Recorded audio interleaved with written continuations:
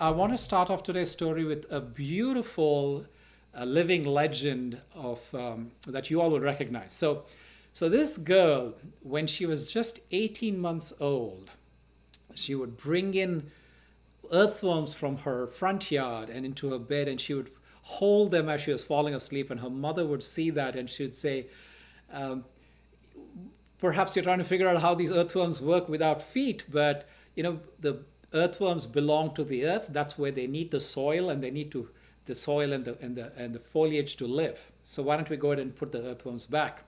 And when this girl goes up to be 5 years old, she is living on a farm, and she is completely in awe of how the chicken lay eggs.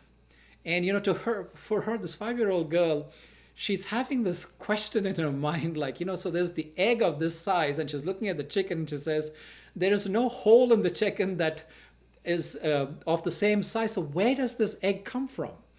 Then she goes and she hides inside the chicken coop, and she's trying to see whether the chicken is going to come in and see that when she feels comfortable, the chicken's going to lay the egg. But then upon seeing this girl, the chicken runs away, and then, and never comes back. And so one day she decides that, here her curiosity is still not quenched. And she says, like, I need to find out, and maybe there's ways in which I can find a way I can hide in the chicken coop, and then the chicken doesn't see me and feels comfortable, lays the egg, and then I'll discover. And so she hides herself in a straw bale covered in hay.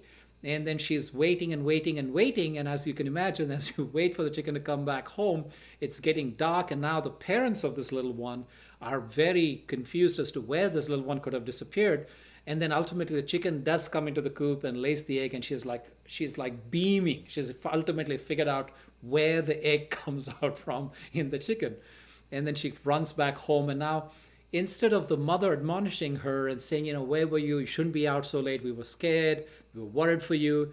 She actually listens. She looks at the glimmer in her eyes, and the mother is very curious to see what is that the little one, found out. And then she realizes the little one has got this fascination for animals, and so she decides that she's going to buy her books. And they're not a very rich family, so they buy her secondhand used books. And then when the girl grows up to be about 10 years old, she takes every last penny of her pocket money, and then she goes to a local bookstore and she finds a book, and a book that she has till her even when she's into her 80s, and it is Tarzan of the Apes. And so this little girl that picks up the book and runs straight up into her tree house, and she sits on top of the tree and she reads the book cover to cover. And it's Tarzan of the Apes, and as she falls in love with this book, and then as she grows up, she decides that she is going to go and work with animals in Africa. She's going to research them, she's going to write about them, she's going to live amongst them.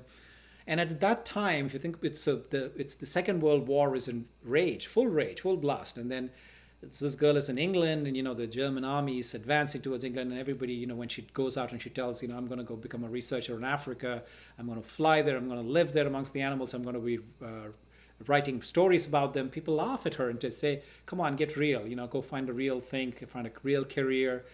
And all along, this little girl's mother encourages her to say, you can do it.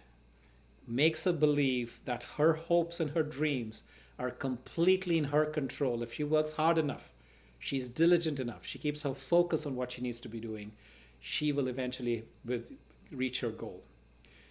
Sure enough, the woman I'm talking about is one of the greatest scientists of our lifetimes, Jane Goodall. Jane Goodall, as some of you know, she is one of the greatest primatologists. She's one of the greatest researchers about the chimpanzees in Africa. She has lived with them for 60 years as we speak. She's in her 80s right now.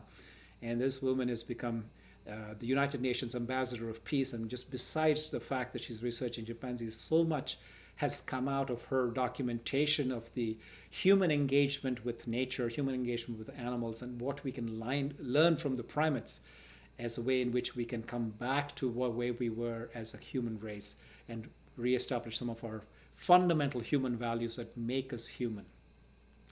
So folks, there's a story that shows that how when you can foster hope, when you can nurture it, when you can focus on it, and see the hero of that story is not Tarzan of the Apes, but it's really the mother of this child. So think about it, that when there is these little curious minds, these people that who have these questions, if you, instead of finding ways to distract them, give them something else to think about, give them an iPad, give them a laptop, what have you, if you can actually incubate, if you can channel, we can harness that curiosity, and instead of finding ways to kind of admonish them, if you can find a way to encourage them, you can create people's legacies. You can create that curiosity, can be channeled into something that can change the way that we see ourselves and we deal with Mother Nature. So that is the focus of today's conversation, the conversation around hope. So when I talk about hope, what I'm not talking about is something airy-fairy, something that is like a wishful thinking, something that is just optimism that is completely blind. No, I'm talking about something that where there is enough perseverance, where there's a motivation that comes from the vision that you keep. You have the willpower to go ahead and see to the end of that vision that you're holding, regardless of the fact that, there may be things that are stacked up against us. They may be against all odds. But you have the willingness to see a way and also persevere. It's not enough just to keep seeing the way, but finding a way to persevere to actually realize that hope, that dream to come into a reality. Okay? And then there's many studies done, but I want to talk about this one particular study done at Harvard that was called the Human Flourishing Project, in which they studied 13,000 people between on an average age of 66 years old. And they looked at the lives of those people who did have hope and those people who did not nurture hope, who had just kind of had a propensity, a natural inclination for people to be hopeful. And they realized that those people who had hope had better physical conditions, better social connections, longer lifetimes, less stress, less anxiety, less depression, and as a result of which they had lesser occurrences of cancer. Okay, so now there's a lot going on today in this day and age. And when we talk about hope, there couldn't have been a time when there is so much loss that is there physically, emotionally, financially, spiritually. People are feeling shattered. People are feeling that they've been locked up at home. They're finding it so hard to find meaning, and even having circumstances where not sometimes it is whether we are cut off from families or then having too much of family. This is something that people feel that they have not signed up for, and they say that when is all of this going to end? Where is the light at the end of the tunnel? And even with the innovation of all of the vaccines that are coming in, we're beginning to see sort of a shimmer at the end of the tunnel here, but we still have a long way to go. And so I want to talk about things that, so there are two ways in which we look at things, as in which when there are situations and circumstances that are bogging us down, there are also circumstances that are incredibly hopeful. If you think about it, countries working together across borders seamlessly, research organizations, they're coming together, in which, if you look at it, there is the vaccines were invented by a collaboration between the US and Germany, or between India and Korea, in ways in which that we couldn't fathom. I mean, we have both in terms of technology and also the drive, the initiative to look beyond our little, meager confines and say that, this thing is something that's beyond just any one of us, any one of it's just not I, me, and myself, but it's something for the greater cause. And so people are willing to collaborate and go to greater distances to be able to come up with solutions that are going to be things that are going to help mankind. And so we are finding that leaders of organizations are finding ways to pivot their businesses. Just think about the number of months in which this thing has been just relentless, that businesses being either altered or completely closed, or in some way, shape, or form had to reinvent themselves.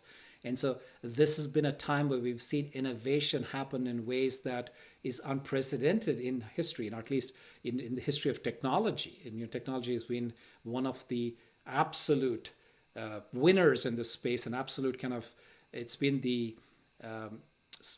solution. This has been the way in which we were able to still stay somewhat connected, still stay informed, still stay aware of things in which we need to do and not do to be able to protect ourselves and our loved ones. And so even technology companies have had to find ways in which to reinvent themselves. So that's something that has been a blessing that has come out just because of the extenuating circumstances that we find ourselves in. Pollution. Now, while technology has been one massive winner, the other massive winner is Mother Nature.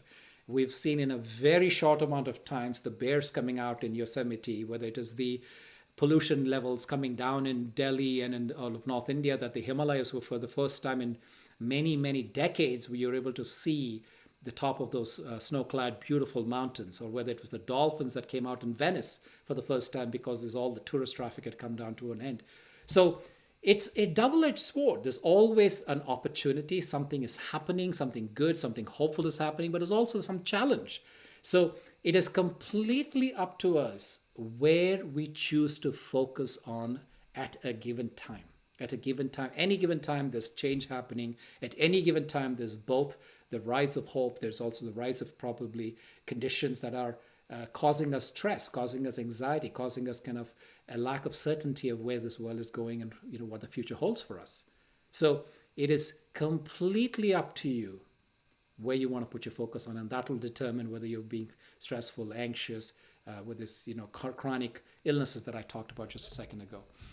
And so some of the external circumstances, sometimes our culture, our society, the communities that we live in, our country, our perhaps our belief systems, these are things that tend to determine how hopeful you are or not, looking at a set of circumstances, right? So now, generally speaking, the hope that is shattered when you have this anxiousness that arises, it comes about in three different ways. The loss of your ability to perceive that there is goodness in what is happening. The distress is more important than the goodness. And so these are certain emotional traps. And I want to talk about briefly about these three traps. There's three different traps that scientists talk about. The first one is the knee-jerk reaction to this. So there is this thing that, you see a trigger and you're instantly, you're in alert, you want to respond. And sometimes, you come out with a full force without necessarily evaluating all of the different conditions, all of the different repercussions of the particular trigger that has come out to you. So that's a knee-jerk reaction. It's a knee-jerk reaction trap that we find ourselves getting emotionally involved and emotionally trapped in, and thereby may not fully see all of the circumstances that, maybe the possibilities of hope.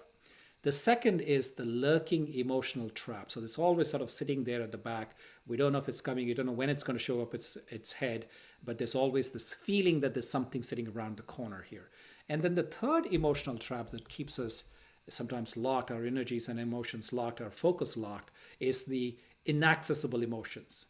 There is emotions being felt, but then I'm so distracted. I'm so in the head. I'm so focused on something that's happening outside that I'm not able to process. I'm not able to allow these emotions that are bubbling up inside of me, that are happening inside me, which are there and which are present, but to me, I have not realized them.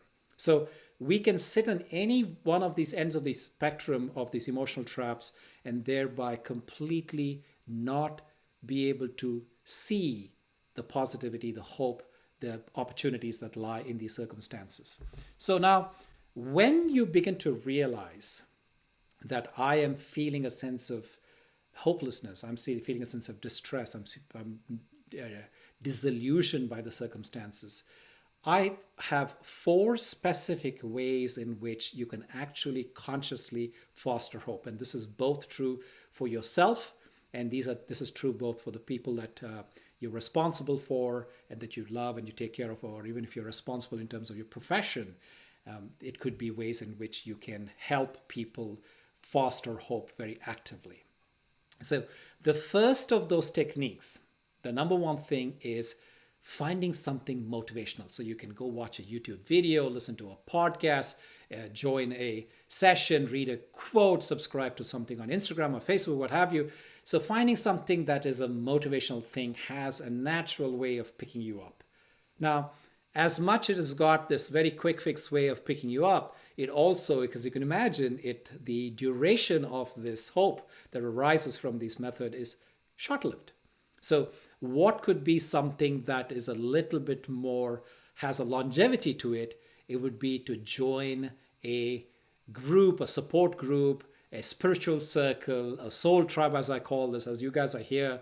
This is one of the ways in which you can actually have a support group, a system in which when there are positive people, when everybody's talking about hope and seeing the bright side and things like that, what happens is naturally everybody in the group, regardless of whether you have the natural orientation towards finding the hopelessness and whether you find these ways in which you're reacting to these emotions, the group tends to help you to be able to pick yourself up.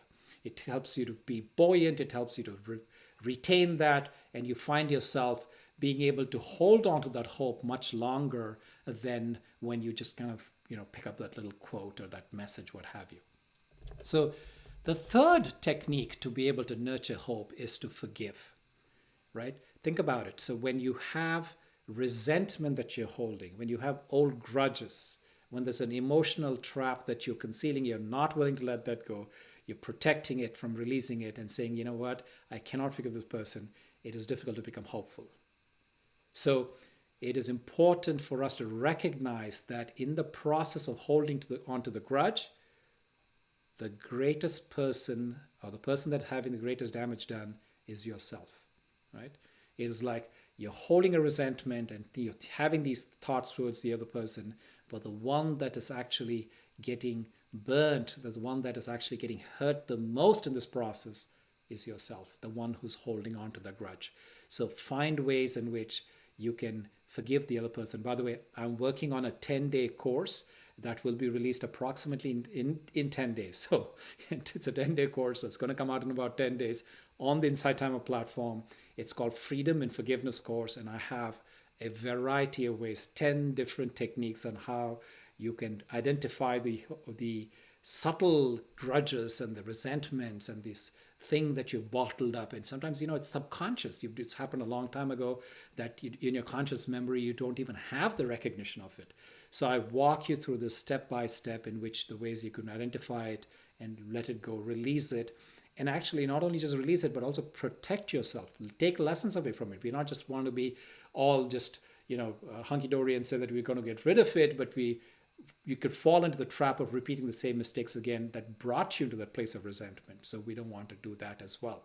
So all of these tips and tricks coming out in 10 days. Stay tuned on this channel on Inside Timer. It's called Freedom and Forgiveness. So the last technique in this series of finding ways to boost your hope is finding a hero of hope. There's so many amazing stories. The 27 years that Nelson Mandela was imprisoned, and he walks out of the prison and said, the first thing is like, how do we bring this country back together? I do not hold any resentment towards those people that have been, doing their jobs in their own way, in their own understanding. They thought they were doing right. But my job is now to look forward, look ahead, look above, and say, how do we bring ours as South Africans back together? Franklin Delano Roosevelt, his message of hope when there was the greatest economic crisis, right? So that you had the Black Friday and you had the whole depression that was going on, and he was able to bring people together, give millions of people ways in which to find hope. So pick your own hero, find your own hero. And the hero does not have to be some kind of international leader. It could be your own grandmother. It could be somebody around your neighborhood. It could be somebody, your teacher at school, that when you felt like all hope was gone, that person exhibited that quality in which they're able to be that champion of hope, be that star, be that basis on which you're able to crawl out of that tunnel. And it could be you, it could be somebody else, it could be a nation, and you can find that. And so when you think about their lives and you look about their values, what do they hold on to? It gives you a sense of being able to bring yourself from a state of being in an emotional trap into a state of being helpful. So one of the things that I want to say now in the realm of spirituality, while hope is a beautiful thing, I do not want to misconstrue this in your minds to say that, we're always trying to avoid what circumstances we're finding ourselves in right now. And we're wishing that our tomorrow or next week or next year, whatever the case may be, that's what I'm waiting for. I'm waiting for a beautiful new tomorrow, which could also very subtly mean you're avoiding the present. And that is not what we are here to talk about. We're not trying to do that here. I'm not advocating for saying that, we're trying to, push under the carpet the circumstance I find myself in and just keep, praying and meditating and saying, I'm just going to keep wishing for something beautiful to happen tomorrow. Because remember, the only moment we truly have, the only opportunity, as they say, tomorrow is a mystery, yesterday was history, today is a present. There's a reason why it's called the present. It's a gift. It's the only thing we have. So as we handle our present, so will be our future. What we make of today, what we make of the circumstances, as I've listed out a number of things in which people have found a way to reinvent themselves in the midst of this great calamity that we find ourselves in. Right? It's an opportunity for us to develop families to come together, spend more time with each other, nature, companies turning around, etc., etc. The change happens with taking action today. It is about creating what you want today that then goes on to manifest the beautiful tomorrow, that wish that we all want to see, that world that we all want to create for ourselves. Okay, so let's keep that in mind and say that, how do we understand? What are the lessons we're able to take away from what we're going through right now? What is it that I'm having to learn from these circumstances? Right? What are the silver linings? And when I focus on that, that's when I create that beautiful tomorrow. So folks, with that, I want to now, we're about halfway through this webinar, through the session, and I want to go ahead and jump into a somatic exercise. So first we'll drop into our body, and then I will guide you slowly into dropping into our heart space, and then we'll have a beautiful meditation experience. So first of all, I want you to please raise one hand up. So in my case, I'm taking the right hand up. And as you're exhaling, I want you to give yourself a nice stretch to the opposite side of where your hand is raised. Give it a nice feeling, the big stretch down through your entire side of your torso. And inhale as you're coming up, and then exhale, picking up the other hand, the opposite hand, and stretching all the way to the other side. If you're lying down, it's the same thing. You could do that if you're standing up. You could follow this exercise as well. Just go ahead and give yourself a nice stretch, and then as you're inhaling, come back up, and exhale, stretch to the other side. Keeping the hand that is not up, let it be loose and dangling. Bring yourself up, and only making sure that the hand that is raised up is doing the work of extending. The other hand is relaxed and nice and easy. Breathing in as you're coming up. Let's do this one last set. Stretching, giving you a nice big stretch, exhaling. See if you can exert another couple of inches more than the first time. Inhaling as you're coming up, and one last time to this side.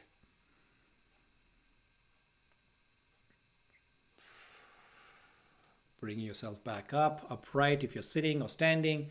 If you're lying down, just make sure that your spine is aligned and straight. I want you to now, you can choose to keep your eyes open or closed. Let's drop in for a meditation exercise.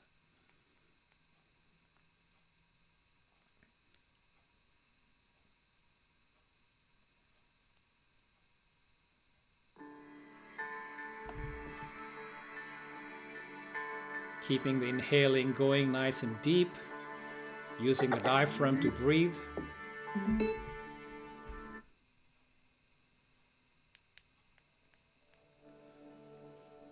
And as you're exhaling, making sure you're letting go of any tightness in the body that you may be feeling anywhere.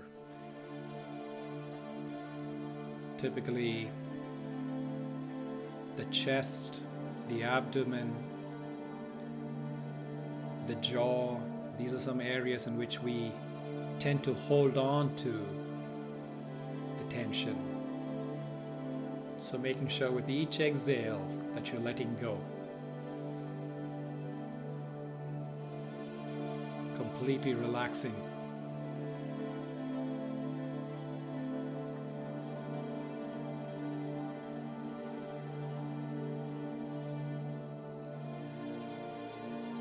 And as you are beginning to gently make your way into your heart space, allowing yourself to drop into your body and into your heart. I want you to notice the energy that flows in your body. And this is energy that flows from the top of the head down through the core channel of the body, all the way to the tips of your toes. I actually now want you to feel the tips of your toes. Pay attention. Notice if you can feel the sensation at the tips of your toes. Wiggle them if you need to. And if you can feel the tips of your toes, that means there's energy there. Now gradually allow this attention to flow through the bottom of your soles, of both your feet.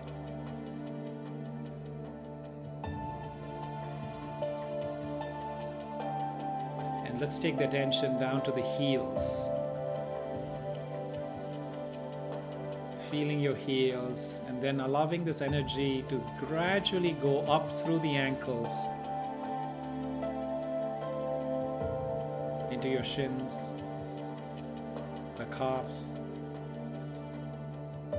into the knees. I want you to feel your knees right now.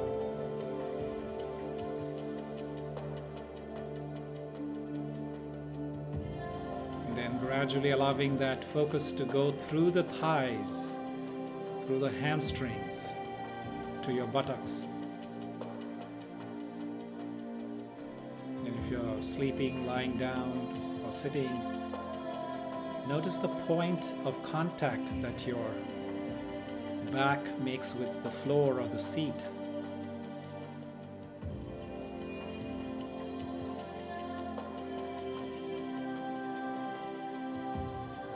Making sure that this area is completely relaxed as you're going through the hip region.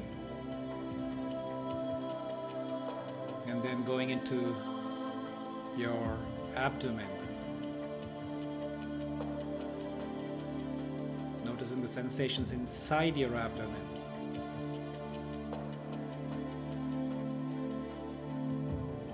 And then going through the spine, up the back, through the spine towards the chest, past the solar plexus into the heart region.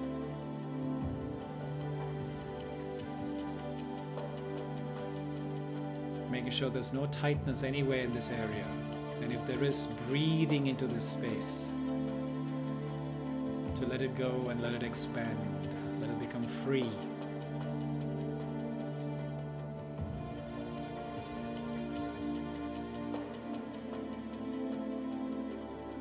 Gradually working your way up through the spine into the shoulders, making sure the shoulders are completely relaxed.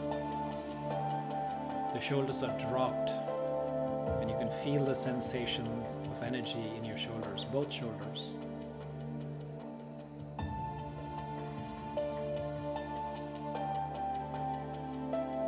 Then working our way through the upper arms towards the elbows.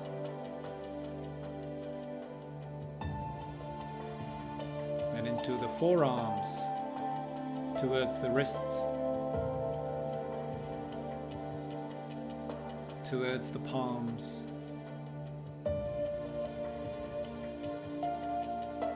the knuckles, and the tips of your fingers.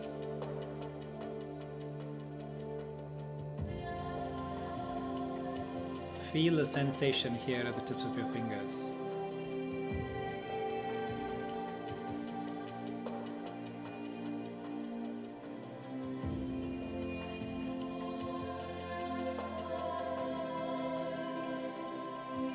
Allowing the journey to continue upwards through the spine to the back of the neck, up into the head region, to the back of the head.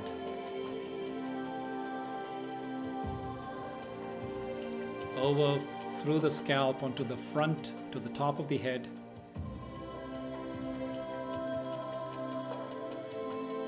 Feeling the sensation in your scalp as you do so. bringing your focus onto the front of the head, into the region of the third eye. Somewhere just behind where the eyebrows meet.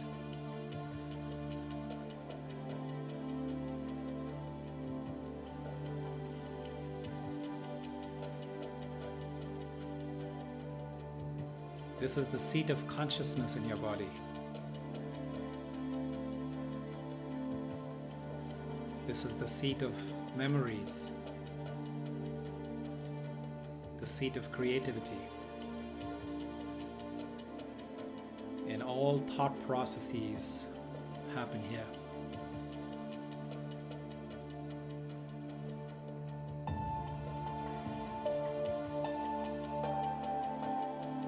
It is from here that I, the living being, the conscient being, look out through these eyes. I listen through these ears. I smell through this tongue.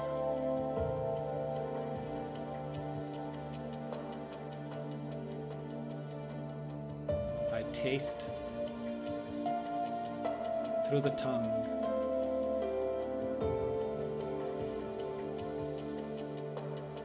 And I process the sensation of touch using the vast surface of the skin.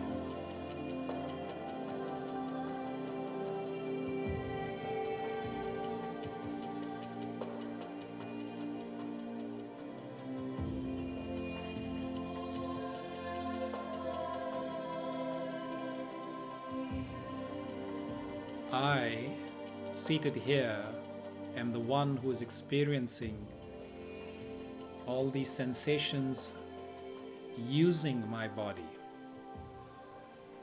using my costume.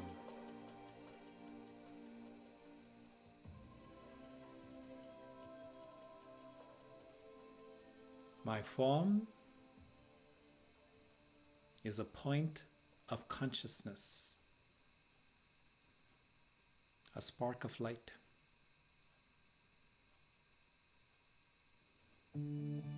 My language is silence.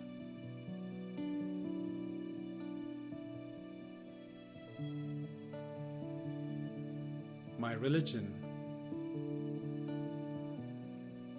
is love.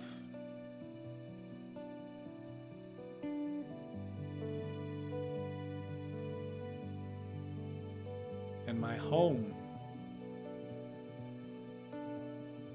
is a beautiful world of light that is far beyond the hustle and bustle of this physical, noisy world.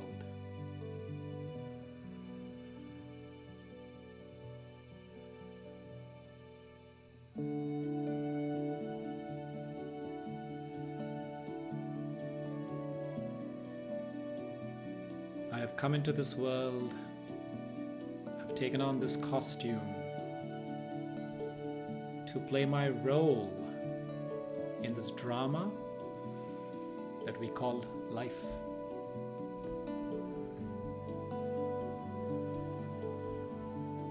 I've come here to experience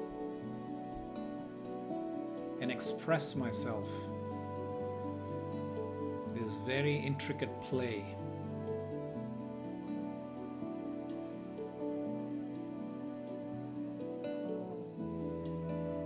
And as I've played my role after role, day after day, month after years, I sometimes forget that I am the soul that is playing the role, and instead become role conscious. I identify myself too much with my role and forget that I'm the soul. And that's when the stresses and the strains, the doubts and the worries, the anxieties and the fears begin to come in.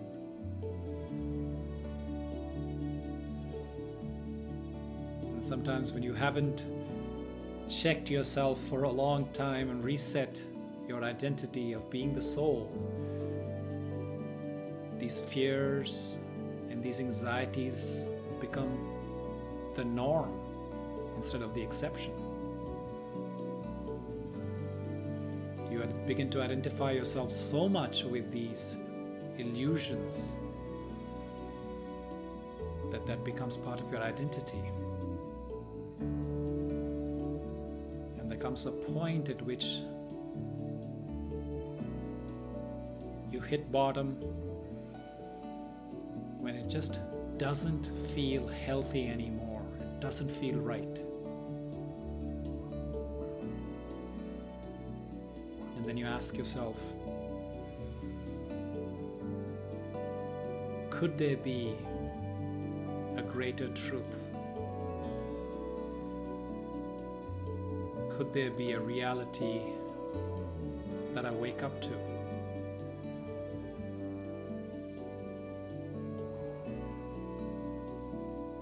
Could I have gone into a slumber of illusion? And this pain comes as a great tool to awaken us. Suffering comes to teach us, to wake us up to our reality, to our true self.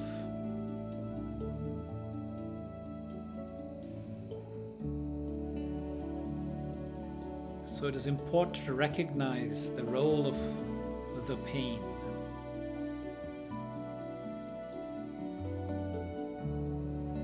And so as we are sitting here in this beautiful heart space, ask yourself, what have I been feeling lately? See if you can recognize that emotion, that state of being. Has it been one of sadness, worry, anxiety, or hope, happiness? Whatever the case may be, try to identify how you've been feeling lately.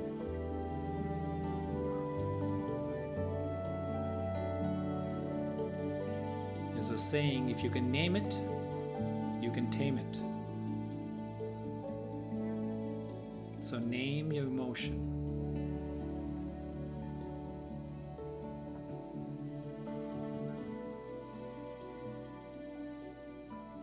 And then, as you identified your emotion, try talking to your emotion as if it was an old friend who's come back to visit you. Hello, dear friend. Hello, fear, or sadness, or anxiety, or happiness, or whatever the case may be. I recognize I'm going through this emotion right now. And asking that emotion, what has it come to teach you?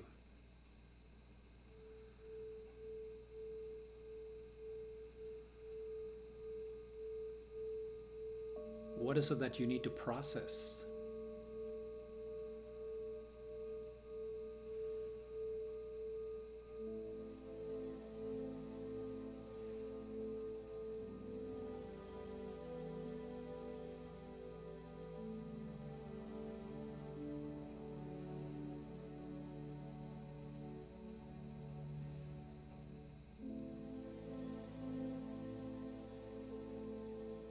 And then ask yourself, what is some constructive action I can take based on my realization about what I've been feeling?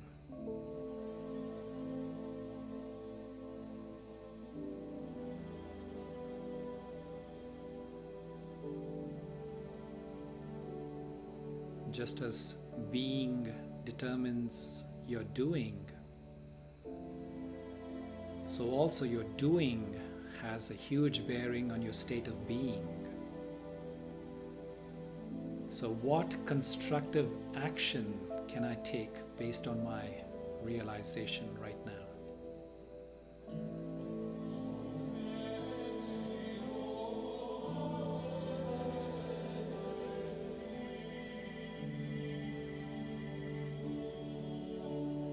once you identified your realization and the action, perhaps you want to write this down,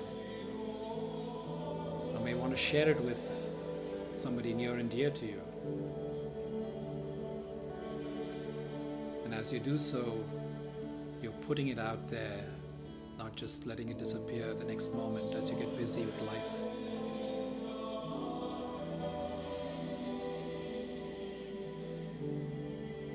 So now I want you to please bring your palms together at heart position in the state of Namaste. And I want you to create some energy by rubbing your two palms against each other. The beautiful chi. This is an energy vortex, your palms. And as you rub them, you're harnessing this energy, kindling it.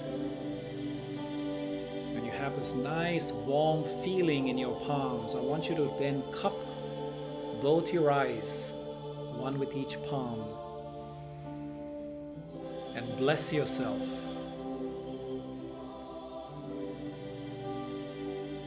May complete health reign in my body. May equanimity reign in my mind.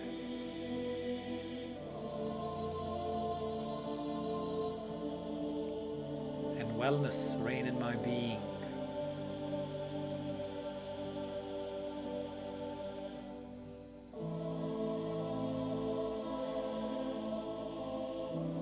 Then taking the palms and facing them out, away into the world,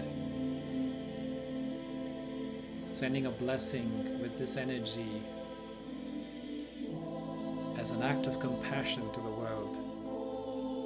You could pick a person, a people somewhere, or a place that needs some hope right now.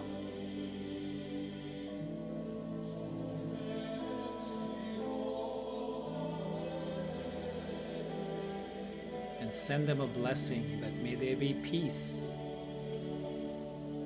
health, equanimity, and well-being. And may their sorrow, their hurdles, and their worries be removed.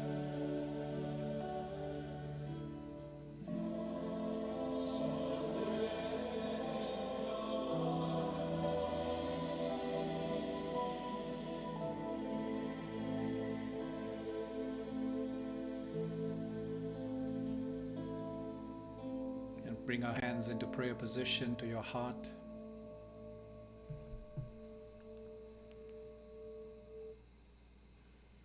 And let us take a bow of gratitude for everyone and everything that has made this moment possible right now.